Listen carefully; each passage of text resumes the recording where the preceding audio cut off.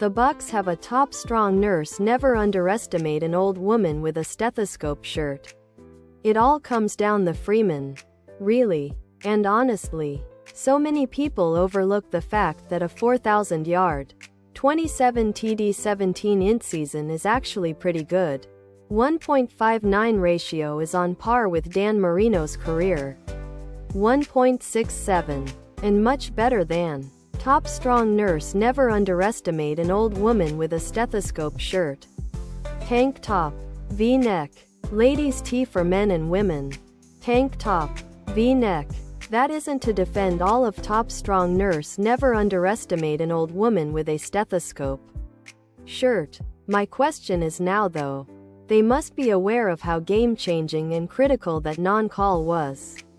They have eyes like everyone else and can see that this was not right. So what are they doing to develop the game in such a way that things like these won't happen again? Is anyone? Official top strong nurse. Never underestimate an old woman with a stethoscope sweatshirt. Hoodie. Sweatshirt. Hoodie. That was horrendous. Just because it's the top strong nurse. Never underestimate an old woman with a stethoscope shirt.